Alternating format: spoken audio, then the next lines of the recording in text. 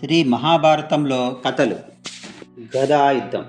భీముడు దుర్యోధనుడు గదా యుద్ధానికి సిద్ధమయ్యారు. ఇద్దరూ బరిలోకి దిగారు. వాళ్ళిద్దరూ తన శిష్యులే కాబట్టి వాళ్ళ పోరు చూడాలని వచ్చాడు బలరాముడు. అందరూ ఆయనకు గౌరవంగా నమస్కరించారు. భీముడు దుర్యోధనుడు గదా హస్తాలతోనే మొక్కారు. మహాత్మా, అన్నదమ్ములు పోరాడుతున్నారు చూడు అన్నాడు ధర్మరాజు. బలరాముడు మాట్లాడలేదు. చిరునవ్వు నవ్వి వెళ్ళి దూరంగా కూర్చున్నాడు. భీమ దుర్యోధనుడు యుద్ధం మొదలుపెట్టారు. భూమి గడగడ వణికింది. గ్రహణ సందర్భం కాకపోయినా రాహువు సూర్యుడిని పట్టాడు. నెక్కలు భయంకరంగా అరిచాయి. ఆకాశంలో మబ్బు లేకుండా పిడుగుపడింది. గదాగాతాల చప్పుళ్లతో ఆ ప్రాంతమంతా ప్రతిధ్వనించింది. కాసేపటికి ఇద్దరి శరీరాలు నెత్తురితో తడిసి మోదుగు వృక్షాల్లా ఉన్నాయి. భీముడు రెండుసార్లు మూర్ఛపోయాడు. అది చూసి అర్జునుడు భయపడి, బావా, దుర్యోధనుడితో మనవాడు చాలడేంటావా అని కృష్ణుడిని అడిగాడు. కృష్ణుడు నవ్వి, గురూపదేశ సమన్వయం ఇద్దరికి సమానమే. భీముడికి బలం ఎక్కువ, దుర్యోధనుడికి చాతుర్యం ఎక్కువ. బలం కలిగి కూడా భీముడు దుర్యోధనుడి ఒడుపులకు చాలలేకపోతున్నాడు. దుర్మార్గుల్ని మోసం చేసి చంపడం తప్పు కాదు, అయినా ఇంతకంటే తెలివితక్కువతనం ఉంటుందా? అందరూ చచ్చి రాజ్యం మీద ఆశ విడిచి మడుగులో దక్కున్న వాణ్ణి వెతికి పిలిచి ఒంటరి కయ్యానికి రమ్మంటారా ఎవరైనా? మీరు లేని 13 సంవత్సరాలు భీముణ్ణి జయించాలనే పట్టుదలతో దుర్యోధనుడు గదాయుద్ధ పరిశ్రమ చేశాడు. ధర్మరాజుకు కౌరవుల మీద అనుగ్రహం ఎక్కువై ఆలోచన అడుగంటింది. ఆఖరికి ఇది పందెపు యుద్ధమైంది అన్నాడు కృష్ణుడు. అర్జునుడి మనస్సు చివుక్కుమంది. హిడింబ బకాసురుని చంపి జరాసంధుని సంహరించి కిమ్మిరుని వధించి కీచకుణ్ణి వాడి 105 తమ్ములని ఒకే ఒక్క రాత్రిలో శవాలను చేసిన భీమసేనుడు ఇప్పుడు దుర్యోధనుడి గదాఘాతాలకు తట్టుకోలేక విక్కుమంటూ తమ్ముళ్ళ వైపు చూస్తున్నాడు. ఇప్పుడేం చేయడం అన్నాడు అర్జునుడు ఎటూ పాలుపోక. గదాయుద్ధంలో నాపికి దిగువ బాగాన కొట్టకూడదు, కానీ అంతకు మించి మార్గం కనబడటం లేదు అన్నాడు కృష్ణుడు. ఆ మాటలు విని భీముడు తన వైపు చూసినప్పుడు చేత్తో తొడలు తెరిచాడు అర్జునుడు. ఆ సంజ్ఞ తెలుసుకున్నాడు భీముడు. గద తిప్పుతూ దుర్యోధనుడు పైకి ఎగిరేసరికి అదే అదుననుకుని బలం కొద్దీ అతని తొడల మీద మోదాడు. తొడలు విరిగి దుర్యోధనుడు కుప్పకూలాడు. అంతటా గందరగోళం చెలరేగింది. పాంచాలని సభలోకి ఈడ్చి చీరలు విప్పి అవమానించినట్టు లేదు అంటూ భీముడు ఎడంకాలితో దుర్యోధనుడి తల మీద బలంగా తన్నాడు. బలరాముడు ఇంతా చూస్తూనే ఉన్నాడు. పట్టలేనంత ఆగ్రహం వచ్చింది ఆయనకు. కోపంతో ముఖం ఎర్రబడింది. ఓ మహారాజులారా, చూశారా భీముడు చేసిన అన్యాయం? గదాయుద్ధంలో నాభికి దిగువ భాగాన్ని నొప్పించరాదనే నియమం మీరు వినలేదా? భీముడు ఎంత అన్యాయానికి తెగించాడో చూడండి అంటూ ఎలుగెత్తి అరిచాడు హలాయుధుడు. గబగబా తన రథం దగ్గరికి వెళ్ళి నాగలి భుజాన వేసుకుని భూమి అదిరిపోయేటట్టు భీమసేనుడి వైపు నడిచాడు. కృష్ణుడు ఒక క్షణం ఊరుకుని, దుర్యోధనుడి తొడలు విరగ్గొడతానని భీముడు ప్రతిజ్ఞ చేసిన సంగతి నీకు తెలుసు.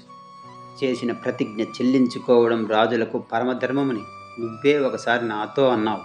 అదీకాక దుర్యోధనుడి తొడలు భీముని వల్ల విరిగి పడతాయని మైత్రేయ మహాముని శపించాడు. ఇప్పుడు అదే జరిగింది, ఇందులో తప్పేముంది అన్నాడు శ్రీకృష్ణుడు. బలరాముడు మండిపడ్డాడు. ధర్మార్థ కామాలు ఒకదాన్నొకటి నశింపజేయకుండా వాటి జాగ్రత్తగా అనుభవించాలి. అది గొప్పతనం. ధర్మాన్ని విడిచి అర్థకామాల్ని కోరే పురుషుడు నిందలకు గురి అవుతాడు. మునిశాపము ప్రతిజ్ఞ ఉంటే ఉండుగాక, అవన్నీ ధర్మం తప్పకుండా తీర్చుకోవాలి, కానీ ఇంత అన్యాయమా అన్నాడు. ఇందులో అధర్మం ఏముంది? ఎదిరించినప్పుడు నడిచేటప్పుడు కాదు, ఎగిరినప్పుడు కొట్లాడు భీముడు. అదేం రణనీతికి విరుద్ధం కాదే. అదే కాక ప్రాణం రక్షించుకోవడానికి ఏం చేసినా తప్పులేదని పెద్దలంటారు. తన తల పగలగొట్టడానికి దుర్యోధనుడు ఎగిరితే నాభి కింది భాగం కొట్టకూడదని ధర్మసూత్రాలు వల్లెవేసుకుంటూ ప్రాణాలు పట్టుకుంటాడా భీముడు? కలియుగం దగ్గర పడింది. ధర్మాధర్మాల స్వరూపమే మారబోతోంది. అందుకే దుర్యోధనుడు అన్ని పాప పనులు చేశాడు అన్నాడు శ్రీకృష్ణుడు. ఆ మాటలు అంటున్నప్పుడు ధర్మ శక్తాధిపతిని నేనే అన్నట్లు ఆయన వెనక క్షణకాలం ఒక మెరుపు మెరిసి మాయమైంది. బలరాముడు ఆ వెలుగు చూడలేక కళ్ళు నిలుపుకుని వెంటనే మళ్ళీ బుసకొట్టాడు కోపంతో. ఇటువంటి తుచ్చపు గెలుపు పొందిన భీముడు తగిన సత్కారాలే పొందుతాడు అని రథమెక్కి వెళ్ళిపోయాడు. ధర్మరాజు స్థానువై నిలబడ్డాడు. ఇంతలో వెనక నుంచి చేతుల మీద పాక్కుంటూ దుర్యోధనుడు వచ్చాడు. అతన్ని చూడగానే ధర్మరాజు కళ్ళ వెంట గిర్రున నీళ్లు తిరిగాయి. నాకు ఎవరి సానుభూతి అక్కర్లేదు. కంసుడికి దాసుడైన వసుదేవుడి కొడుకు నన్ను దొంగదెబ్బ కొట్టించాడు కనుక మీరంతా బతికిపోయారు. సరిగ్గా యుద్ధం చేస్తే మీతో పాటు ఈ కృష్ణుడికి కూడా యమదర్శనం చేయించి ఉండేవాణ్ణి. శిఖండిని చాటు చేసుకుని భీష్ముణ్ణి అర్జునుడు చంపేటట్టు చేశాడు. ధర్మరాజు చేత అబద్ధమాడించి ద్రోణుని చంపించాడు. రథం భూమిలోకి దిగబడినప్పుడు కర్ణుని చంపించాడు. భూరిశ్రవుణ్ణి సైంధవుణ్ణి కూడా అన్యాయంగానే హతమార్చాడు. ఇప్పుడు యుద్ధనీతికి వ్యతిరేకంగా భీముడి చేత నా తొడలు విరగ్గొట్టించాడు. ఇంకా సిగ్గు లేకుండా ఈ కృష్ణుడేదో కర్మ ధర్మ చక్రవర్తిని మీరంతా చాటింపేస్తున్నారు అన్నాడు దుర్యోధనుడు ఉక్రోషంతో. కృష్ణుడు నవ్వాడు. గదాయుద్ధంలో నీ తొడలు విరగ్గొడతానని ప్రతిజ్ఞ చేసిన భీముడు పోనీలే పాపం అని పిటికిడితో పుడుస్తాడనుకున్నావా?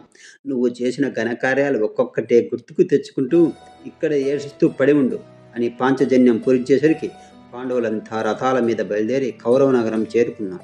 గాంధీవము అమ్ముల పొదలు అవతల పెట్టించి ముందు నువ్వు రథం దిగు, తర్వాత నేను దిగుతానన్నాడు కృష్ణుడు అర్జునుడితో.